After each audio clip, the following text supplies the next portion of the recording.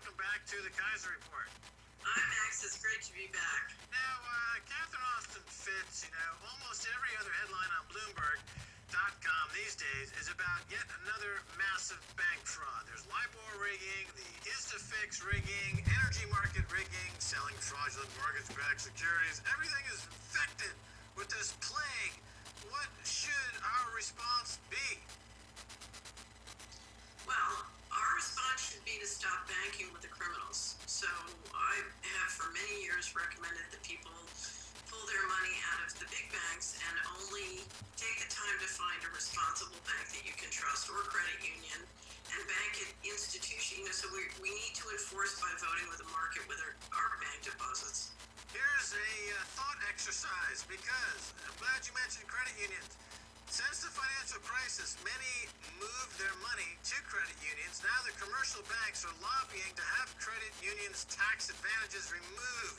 So your thoughts on what this bodes for fighting back through move your money or through any kind of competition? Well, what we've seen in industry after industry is the large players in the industry, and it's happening in banking, going to Washington and trying to get Washington to rig market share for them. So rather than compete, with good service and honest dealings with customers, they'd rather go to Congress and see if they can't get that rigged. And that's been a non-virtuous cycle that's been going on for decades.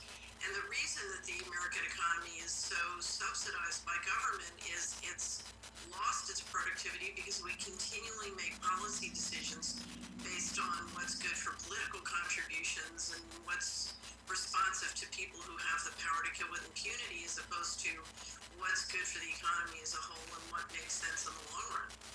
Right. Well, I guess, the point here is that the American economy is the host and the banking industry is the parasite, and the parasite is becoming quite huge. Now, from tax returns to food stamps to municipal bonds to pension funds, J.P.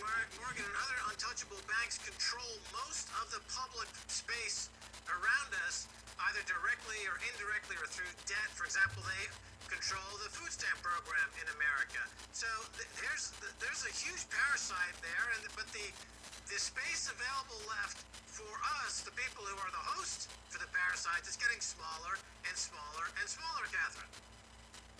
Well, I'm glad you brought up the food stamp program, Max, because that's a perfect example of where the government is paying J.P. Morgan Chase to do the job abroad that people here who are unemployed, who are being paid money on food stamps or welfare or disability, are being paid to not work. And so the taxpayers are paying for the same function twice. So you have a perfect example of where government is generating corporate profits that are non-economic for the entire society. Call it fascism, call it Soviet Union. But whatever it is, it's non-economic. And the question is, we've created a financial mechanism in the central bank and the Treasury which can continue to finance this by basically debasing security holders and currency holders around the world. And the question is there a way to change it and shift it without the whole thing having to just literally collapse? Because I think you're right, the parasite is just draining the host around the world. And the question is there a way to change it and shift it without the whole thing having to just literally collapse? Because I think you're right, the parasite is just draining the host. Okay, so in the case of J.P. Morgan, they underwrite securities and underwrite the move of huge pieces of the industrial heartland of America to move overseas, principally to China, and to keep the people from revolting. They also underwrite a little bit of a food stamp program, but basically that's just to shut them up, right?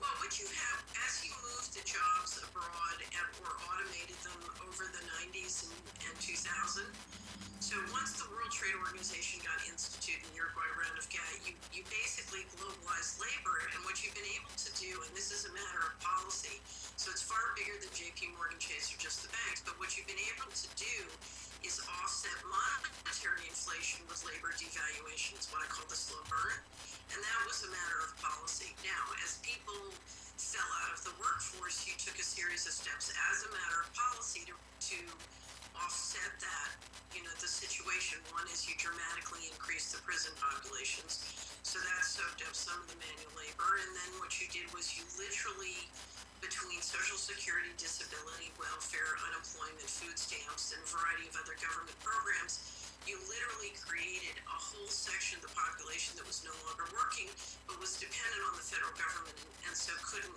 had no independent political power to complain about what was going on. So it's part of the drain, and it's part of the reason we can go through a period where the economics are remarkably similar in some areas to the Great Depression, and yet you don't see people starving because they're basically subsiding on a minimum amount of government money. Of course, what that does is that explodes the deficit. So if you look at the system as a whole, it's highly uneconomic, it's highly unproductive. And of course, the big question is, one we've been asking for many years, where is this going to go?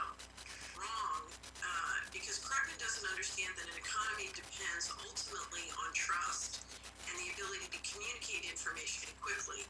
And if every price is set politically by a variety of the forces that you and I have been talking about, as opposed to markets, you've got a very non-virtuous cycle between the allocation of capital and the allocation of human time, and the economic productivity. So people start investing in things that make no sense. They end up behaving in ways that make no sense.